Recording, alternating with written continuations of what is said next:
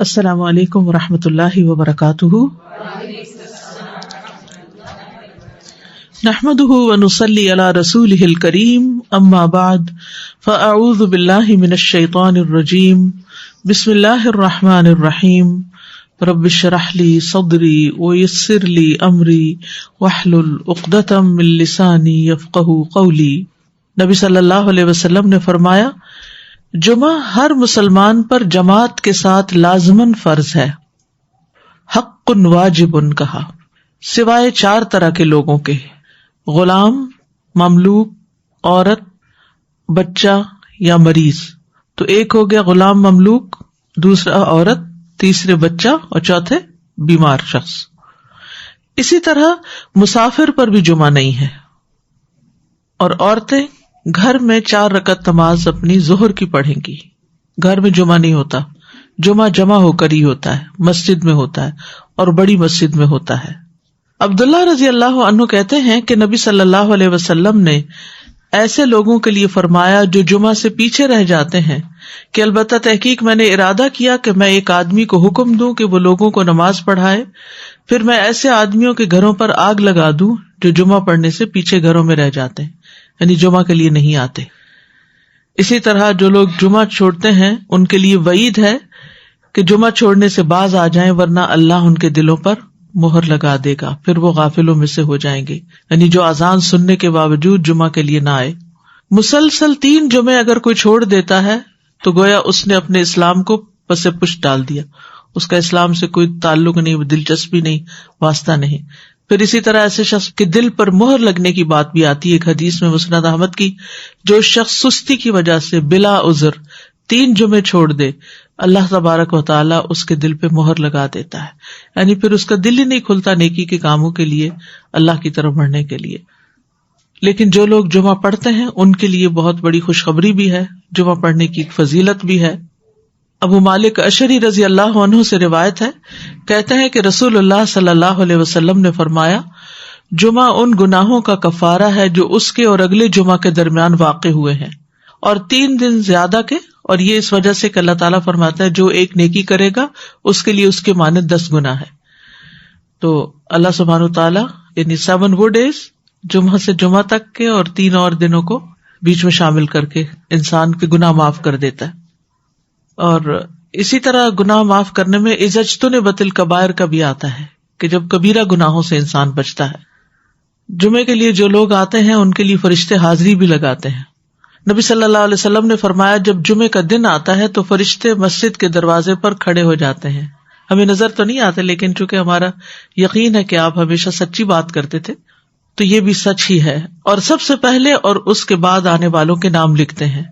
پہلی گھڑی میں آنے والے کی یعنی جلد آنے والے کی مثال اس شخص کی طرح جو اونٹ کی قربانی کرے، پھر اس شخص کی طرح جو گائے کی قربانی کرے، پھر جو دمبا قربان کرے، پھر جو مرغی قربان کرے، پھر جو انڈا صدقہ کرے۔ پھر جب امام خطبے کے لیے نکل جاتا ہے تو اپنے صحیفے لپیٹ لیتے ہیں اور وہ ذکر کو غور سے سننے لگتے ہیں۔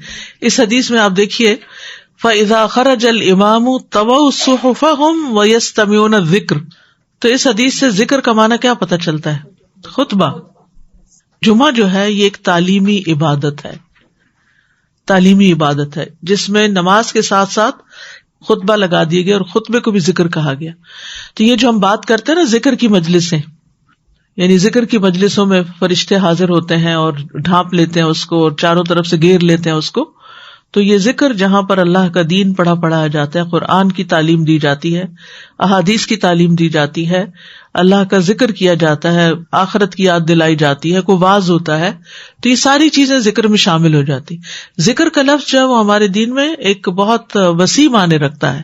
وہ صرف تسبیح یا ہاتھ پر ذکر کرنا ہی نہیں ہوتا، بلکہ کسی بھی شکل میں اللہ تعالیٰ کو یاد کرنا، حتیٰ کہ نماز جو ہے وَلَذِکْرُ اللَّهِ اکبر، اللہ کا بہت بڑا ذکر ہے، تو یہ بھی ذکر میں شامل ہوتا ہے۔ پھر اسی طرح ابو سعید خدری رضی اللہ عنہ سے مروی ہے کہ رسول اللہ صلی اللہ علیہ وسلم نے فرمایا، جب جمعہ کا دن آتا ہے تو فرشتے مسجد کے دروازوں پر بیٹھ جاتے ہیں اور لوگوں میں سے درجہ بدرجہ آنے والوں کا ثواب لکھتے رہتے ہیں۔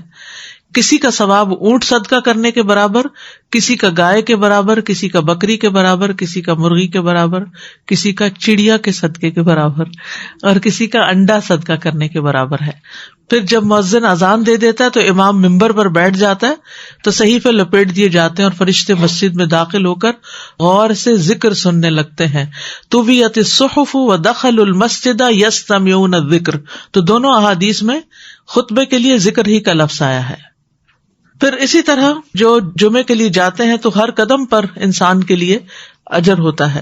ابایا بن رفاعہ کہتے ہیں، میں جمعہ کے لیے جا رہا تھا کہ راستے میں ابو ابس رضی اللہ عنہ سے میری ملاقات ہوئی۔ انہوں نے کہا، میں نے نبی صلی اللہ علیہ وسلم کو فرماتے ہوئے سنا ہے کہ جس کے دونوں قدم اللہ کی راہ میں غبار آلود ہو گئے، اللہ اسے دوزخ پر حرام کر دے گا۔ ٹھیک ہے، تو اب یہ تو جمعے کے لیے جا رہے تھے، تو جمعے کے لیے جانا، عبادت کے لیے جانا، تعلیم حاصل کرنے کے لیے جانا، یہ سب بھی فی سبیل اللہ سفر ہوتا ہے، یعنی اللہ کے راستے میں نکلنا ہوتا ہے، اور اس راستے میں جو قدم غبار آلود ہوتے ہیں ان کے لیے بھی یہی بشارت ہے، کیونکہ صحابی نے نبی صلی اللہ علیہ وسلم کے حوالے سے یہ بات کہی، وہ جمعے کے لیے جا رہے تھے کہ جس کے قدم اللہ کی راہ میں غبار آلود۔ ظاہر ہے مسجد جانے کا، خطبہ سننے کا، جمعہ پڑھنے کا مقصد کیا ہے سوائے اس کے کہ اللہ کی عبادت کی جائے، اللہ کو راضی کیا جائے، اللہ کو یاد کیا جائے۔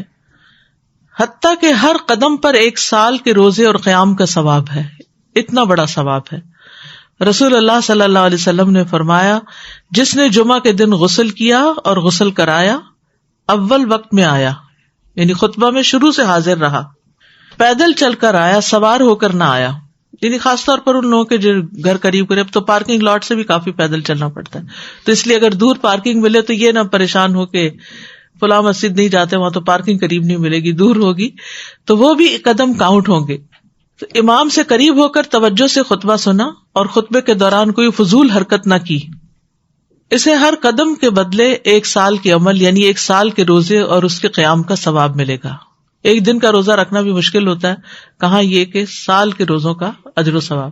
اس سے اندازہ لگائیں کہ ہمارے دین میں اجتماعی عبادت کی کتنی فضیلت ہے، یعنی جمعے کا خطبہ سننے کی، ورنہ نماز تو ظہر بھی پڑھنے جاتے ہیں، ظہر میں تو 4 رکعتیں پڑھتے ہیں، یعنی زیادہ نماز پڑھتے ہیں، سنتیں بھی پڑھتے ہیں، جمعے کی تو سنتیں بھی نہیں ہوتی، وہ تو مسجد میں داخلے کے نفل ہوتے ہیں جو آپ جا کے پڑھتے ہیں۔ تو مختصر نماز بھی ہے، لیکن فضیلت کس بنا پر ہے؟ خطبے کی بنا پر ہے، اور مسلمانوں کے اجتماع کی وجہ سے ہے کہ سب اکٹھے ہو کے ایک عبادت کر رہے ہیں، اور اس کا ایک اثر ہوتا ہے دل پر، یعنی اکیلے بیٹھ کے آپ ایک کام کر رہے ہوتے ہیں تو اس کی اور بات ہوتی ہے، لیکن کسی کے ساتھ مل کے، حتیٰ کہ صرف 2 لوگ بھی ہوں تو اس سے تقویت زیادہ ہو جاتی ایمان میں۔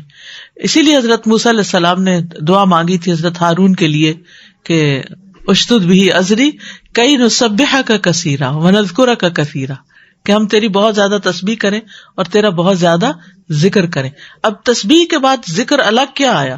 یعنی تعلیمی اور علمی امور میں گفتگو اور ڈسکشن، یعنی یہ بھی اللہ کا ذکر شمار ہوتا ہے، یعنی جیسے گروپ سٹڈی ہے، گروپس ہوتے ہیں اور اس میں بیٹھ کے سبق سنتے ہیں، سناتے ہیں، پڑھتے ہیں، پڑھاتے ہیں، ایک دوسرے کو کچھ بتاتے ہیں، تو یہ بھی اسی میں شمار ہو جاتا ہے، یعنی یہ بھی اجتماعی طور پر اللہ کا ذکر کرنے میں آ جاتا ہے۔ ابو سعید خدری کہتے ہیں کہ رسول اللہ صلی اللہ علیہ وسلم نے فرمایا، جو آدمی ایک دن میں 5 امور پر عمل کرے گا، اللہ اسے جنت والوں میں لکھ دے گا۔ وہ 5 کام: مریض کی تیمارداری، جنازہ میں شریک ہونا، دن کا روزہ رکھنا، جمعے کے دن نماز کے لیے نکلنا، اور غلام آزاد کرنا۔ باقی کام تو ممکن ہے، لیکن غلام آزاد کرنا، اس کی بجائے کسی بھی مشکل میں پھنسے ہوئے، کسی کمپلیکس سچویشن کا شکار کسی شخص کی مدد کرنا، اس کے پرابلم کو سارٹ آؤٹ کرنا، اس کو کوئی راہ دکھانا۔ ہوتا پتہ کیا ہے، جب انسان کسی مشکل میں پھنستا ہے نا تو اس کا دماغ محوف ہو جاتا ہے، اور یہ کسی عام بندے کے اچھے بھلے عقل مند لوگوں کا ہو جاتا ہے، تو اس وقت اس کو دوسروں کی ہیلپ چاہیے ہوتی۔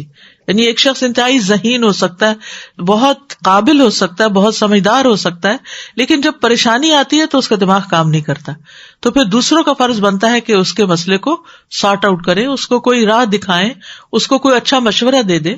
تو یہ بھی ایک جان کو آزاد کرانے کے برابر ہی ہوتا ہے، کیونکہ انسان ایک قید میں آ جاتا ہے جب ایک غم اور ہم کے اندر پھنس جاتا ہے۔ پھر جمعے کی تیاری کرنا، جمعے کی تیاری میں سب سے اہم چیز جو ہے وہ غسل ہے۔ بعض علماء کہتے ہیں کہ یہ واجب ہے اور بعض کہتے ہیں مستحب ہے. جو شخص جمعہ کے دن طلوع فجر کے بعد غسل کرے گا، بعض لوگ رات کو ہی کرنا شروع کر دیتے ہیں، یعنی جمعے کی رات کو، تو رات نہیں، طلوع فجر کے بعد غسل کرے گا تو اس کا وہ غسل جمعے کے لیے کافی ہوگا، اگرچہ وہ جنابت کا غسل ہی کیوں نہ ہو. ٹھیک ہے. اور جمعے کے دن وضو کرنا بھی اچھا ہے، اور جس نے غسل کیا وہ تو افضل ہے. یعنی اگر سردی ہے یا جلدی ہے یا آپ گھر پہ نہیں یا کوئی بھی مجبوری ہے تو پھر وضو کر لینا بھی کافی ہو جائے گا، ورنہ صفائی میں مبالغہ کرنا چاہیے، عام دنوں سے زیادہ صاف ستھرا ہونا چاہیے. نبی صلی اللہ علیہ وسلم نے فرمایا جو شخص جمعے کے دن اچھی طرح غسل کرے، اچھی طرح سنوار کر وضو کرے اور اپنے بہترین لباس پہنے، اللہ نے اس کی قسمت میں گھر والوں کی جو خوشبو لکھی ہو وہ لگا لے، یعنی جو گھر میں خوشبو موجود ہے. پھر جمعہ پڑھنے آئے، لغو کام نہ کرے، دو آدمیوں کے درمیان جدائی نہ کرے، یعنی دو لوگ بیٹھے ہوئے ان کے بیچ میں گھس کے نہ بیٹھے، تو اس کے اس جمعے اور دوسرے جمعے کے درمیان پورے ہفتے کے گناہ معاف کر دیے جائیں گے. پھر ہے مسواک کرنا. رسول اللہ صلی اللہ علیہ وسلم نے فرمایا یہ عید کا دن ہے جو اللہ نے مسلمانوں کے لیے مقرر کیا ہے، یعنی جمعہ کا دن ایک طرح سے مسلمانوں کی عید کا دن ہے، خوشی کا دن ہے. لہٰذا جو شخص جمعہ پڑھنے آئے اسے چاہیے کہ غسل کر کے آئے، خوشبو موجود ہو تو اس میں سے لگا لے، اور تم پر مسواک کرنا لازم ہے. اس حدیث میں مسواک کرنے کا اضافہ ہے. پھر اسی طرح اچھا لباس پہننا. رسول اللہ صلی اللہ علیہ وسلم نے فرمایا اگر ممکن ہو تو جمعہ کے لیے اپنے کام کاج کے کپڑوں کے علاوہ 2 کپڑے اور بنا رکھنے میں کیا حرج ہے، یعنی جو جمعہ ہی کے دن پہنے جائیں. تو مجھے اچھی طرح یاد ہے کہ میرے سسر جو تھے انہوں نے جمعے کا ڈریس الگ رکھا ہوا ہوتا تھا. اب مجھے سمجھ آتی ہے کہ وہ الگ کیوں ہوتا تھا، یعنی عام روزمرہ ڈیلی کپڑے جو پہنتے تھے وہ جمعے کے دن نہیں، وہ خاص جگہ سے نکلتا تھا اور باقاعدہ تیار کر کے ان کو دیا جاتا تھا. تو یہ بھی ایک سنت کو فالو کرنا ہے، یعنی ذرا سا اسپیشل لباس پہنے. اگر پورا نہیں بھی میسر، کم ہے یا کچھ بھی، تو کوئی نہ کوئی حصہ جو ہے لباس کا وہ بہتر ہو. رسول اللہ صلی اللہ علیہ وسلم نے یہ بھی فرمایا کہ جو شخص جمعہ کے دن غسل کرے اور اپنے اچھے کپڑے پہنے، خوشبو لگائے اگر اس کے پاس موجود ہو، لازم نہیں کیا کہ اب مہنگی ہوتی ہے ہر شخص افورڈ نہیں کر سکتا، پھر جمعہ کے لیے جائے، لوگوں کی گردنیں نہ پھلانگے، پھر نوافل پڑھے جس قدر اللہ نے اس کے لیے لکھ دی ہے، یعنی جب تک نماز نہیں شروع ہوتی 1-2 نفل مسجد کے یا اور 2 سے زیادہ. پھر جب امام نکل آئے تو خاموشی اختیار کرے یہاں تک کہ اپنی نماز سے فارغ ہونے تک کوئی بات نہ کرے، تو یہ اس جمعہ اور پچھلے جمعہ کے درمیان کے تمام گناہوں کا کفارہ بن جائے گا. ابو ہریرہ اگلے 3 دن بھی شامل کرتے تھے اور فرماتے تھے کہ بے شک ایک نیکی کا اجر 10 گنا ہے. پھر اسی طرح ایک اور حدیث کے مطابق اپنی وسعت کے مطابق خوشبو لگانا ضروری ہے، چاہے وہ عورت کی خوشبو سے، یعنی اگر مرد کا اپنا پرفیوم ختم ہو گیا تو اس کے وائف کا اگر ہے کچھ تو وہی لگا لے. جی مردوں کے لیے، عورتیں تو ظاہر ہے کہ وہ ایسی خوشبو لگا کے نہیں نکل سکتی. پھر تیل لگانا، یعنی کہ باقی حدیثوں میں بہت سی چیزیں مماثلت ہیں، جو ایک ایک چیز کسی اور حدیث میں الگ سے بھی ملتی ہے. جو شخص جمعہ کے دن غسل کرے جس قدر ممکن ہو پاکیزگی حاصل کرے اور اپنے تیل میں سے تیل لگائے یا اپنے گھر کی خوشبو میں سے خوشبو لگائے. پھر اسی طرح مسجد کی طرف جلدی نکلنا چاہیے، کیونکہ جب امام نکل آتا ہے تو پھر اس کے بعد فرشتے نام لکھنے بند کر دیتے ہیں. پھر کثرت سے درود پڑھنا. رسول اللہ صلی اللہ علیہ وسلم نے فرمایا جمعے کے دن اور جمعے کی رات کو، یعنی رات سے ہی شروع ہو جائے. کل کسی نے سوال کیا تھا کہ جمعے کی رات کا کوئی خاص عمل کیا ہے، تو وہ درود شریف پڑھنا ہے.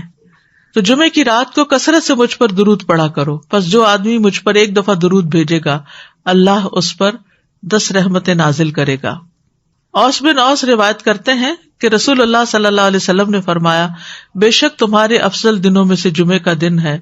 اسی دن آدم علیہ السلام پیدا کیے گئے، اسی دن ان کی روح قبض کی گئی، اسی دن سور پھونکا جائے گا، اسی دن لوگ بے ہوش ہوں گے. اس لیے اس دن مجھ پر کثرت سے درود بھیجا کرو، کیونکہ درود مجھ پر پیش کیا جاتا ہے. یعنی یہ ایک اسپیشل ڈے ہے، اور اس میں اسپیشل کرنے کا کام کیا ہے کہ رسول اللہ صلی اللہ علیہ وسلم کو درود کا تحفہ بھیجا جائے. پھر سورۃ الکہف پڑھنا. نبی صلی اللہ علیہ وسلم نے فرمایا جو جمعہ کے دن رات کی بات نہیں، دن کی بات ہے، من قرأ سورۃ الکہف فی یوم الجمعۃ، تو اس کے لیے دوسرے جمعے تک نور روشن رہتا ہے. اور پھر کیا کرو، وذروا البیع، خرید و فروخت چھوڑ دو. ذالکم خیر لکم، یہ تمہارے لیے زیادہ بہتر ہے، ان کنتم تعلمون، اگر تم علم رکھتے ہو، جانتے ہو. یعنی اللہ نے جمعے کی نماز کے وقت خرید و فروخت سے منع کر دیا اور اس کو ان لوگوں پر حرام قرار دیا جن کو مخاطب کیا گیا کہ ان پہ جمعہ فرض ہے. یعنی یا ایھا الذین آمنوا سے شروع ہو کے اینڈ تک ایک کرنے کا کام بتایا گیا اور دوسرا چھوڑنے کا کام. اور وہ کیا ہے؟ پڑھنا فرض ہے، ایسے تجارت چھوڑنا فرض ہے.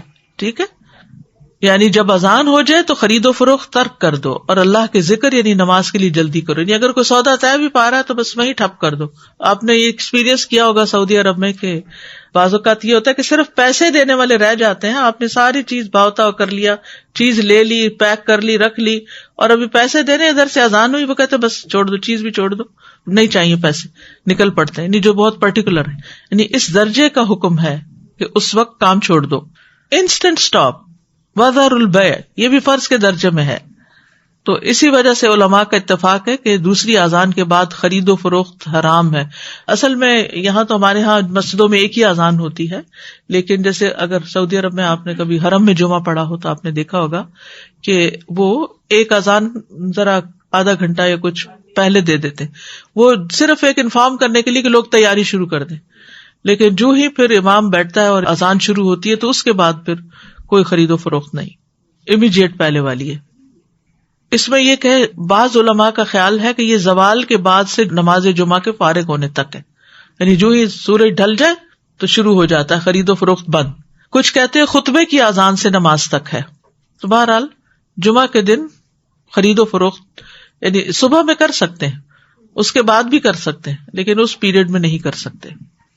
تو احتیاط یہی ہے کہ زوال کے بعد سے روک دیا جائے.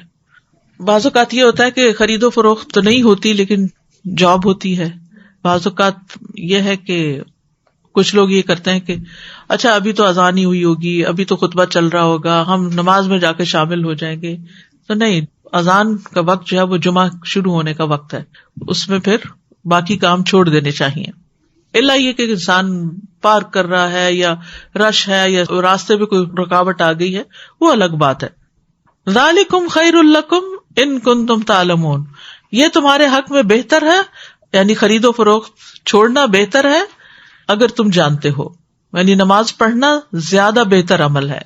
اور اس لیے کہ اگر تم نے وقت پہ نماز نہ پڑھی وہ تو فوت ہو جائے گی، لیکن اگر تم نے تجارت چھوڑ دی اس وقت تو وہ تو بعد میں بھی ہو سکتی ہے، اس کا کوئی وقت مقرر تو نہیں ہے، وہ تو کسی وقت بھی ہو سکتی ہے. نبی صلی اللہ علیہ وسلم نے سب سے پہلا جمعہ جو تھا وہ مسجد قباء میں قائم کیا تھا. اس کے بعد ہجرت سے پہلے جو جمعہ ہوا تھا مدینہ میں وہ اسد بن زرارہ نے مدینہ سے 1 میل دور قائم کیا تھا. اسد بن زرارہ نے، یہ نبی صلی اللہ علیہ وسلم کی آمد سے پہلے. اسی لیے ایک صحابی تھے تو وہ جب نماز پڑھ چکتے تھے تو کہا کرتے تھے رحم اللہ ابو امامہ، اللہ ابو امامہ پہ رحم کرے. تو پوچھا کہ کون ہے وہ، تو کہا کہ اسد بن زرارہ، کہ جنہوں نے سب سے پہلے مدینہ میں جمعہ قائم کیا تھا، یا مدینہ سے 1 میل دور. تو ذالکم خیر لکم ان کنتم تعلمون، یعنی کاروبار چھوڑ کر نماز کی طرف جلدی آنا یہ تمہارے حق میں زیادہ بہتر ہے اگر تم جانتے ہو. اہل ایمان کی صفت یہ بیان کی گئی ہے کہ جب ان کو اللہ کی طرف بلایا جاتا ہے، عبادت کی طرف بلایا جاتا ہے، تو پھر کوئی چیز انہیں مشغول نہیں کرتی اپنے اندر. سورۃ النور میں آتا ہے رجال لا تلہیہم تجارۃ ولا بیع عن ذکر اللہ واقام الصلاۃ وایتاء الزکاۃ یخافون یوما تتقلب فیہ القلوب والابصار. وہ مرد جنہیں اللہ کے ذکر سے اور نماز قائم کرنے اور زکوٰۃ دینے سے نہ کوئی تجارت غافل کرتی ہے نہ کوئی خرید و فروخت. تجارت اور بیع 2 الگ الگ لفظ استعمال ہوئے ہیں. وہ اس دن سے ڈرتے ہیں جس میں دل اور آنکھیں الٹ جائیں گی. تو جیسے ہی نماز کا وقت آئے فوراً سب کام چھوڑ کر جمعے کے لیے حاضر ہو جانا چاہیے. نہ صرف یہ کہ جمعے کے لیے، باقی نمازوں کے لیے بھی نبی صلی اللہ علیہ وسلم کا طریقہ یہی تھا. اسود سے مروی ہے، وہ کہتے ہیں میں نے عائشہ رضی اللہ عنہا سے پوچھا کہ نبی صلی اللہ علیہ وسلم اپنے گھر میں کیا کرتے تھے. انہوں نے کہا آپ اپنے گھر کے کام کاج یعنی گھر والوں کی خدمت میں ہوتے تھے. جب نماز کا وقت ہوتا تو سب کچھ چھوڑ کر مسجد چلے جاتے تھے، کام چھوڑ دیتے تھے. تو بات یہ ہے کہ انسان بیک وقت 2 تقاضوں کے بیچ میں ہوتا ہے، 2 چیزوں کے بیچ میں. ایک طرف اس کی دنیا ہوتی ہے، ایک طرف اس کا دین ہوتا ہے. بہت سے لوگ یا صرف دنیا کے ہو جاتے ہیں یا صرف دین کے ہو جاتے ہیں. جبکہ ان دونوں میں بیلنس قائم کرنا ضروری ہوتا ہے. اور یہ پرفیکٹ بیلنس سورۃ الجمعہ میں نظر آتا ہے کہ یہاں پر نماز کے لیے بلایا گیا، حاضر ہو جاؤ، اور پھر اگلی آیت میں فرمایا فَإِذَا قُضِيَتِ الصَّلَاةُ فَانتَشِرُوا فِي الْأَرْضِ. نماز پڑھ لی، عبادت ہو گئی، اجتماعیت ہو گئی، اب زمین میں پھیل جاؤ اور اللہ کا فضل تلاش کرو اور اللہ کا ذکر کثرت سے کرتے رہو تاکہ تم فلاح پاؤ. تو اس سے کیا پتہ چلتا ہے کہ دونوں چیزیں ضروری ہیں، دونوں ہی عبادت کی مختلف قسمیں ہیں.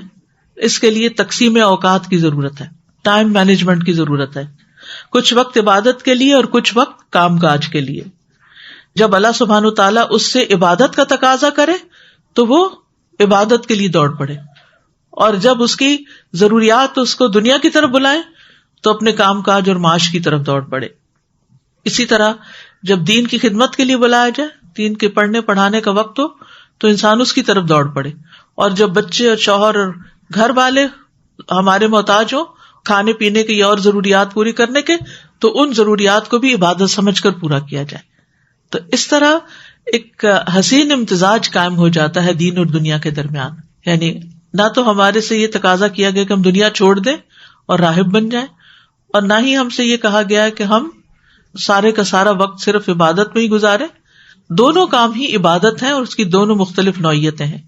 اگر دیکھا جائے تو دنیا کس نے بنائی ہے، یہ ہمارے رشتے کس نے پیدا کیے، یہ بچے کس نے دیے ہیں، یہ پیٹ ساتھ کس نے لگایا کہ کھانے پینے کی ضروریات ہیں، ہمارے جذبات کس لیے اللہ نے ہمارے اندر رکھے کہ ان کی تسکین اور تکمیل کے لیے بھی انسان کو طلب ہوتی ہے.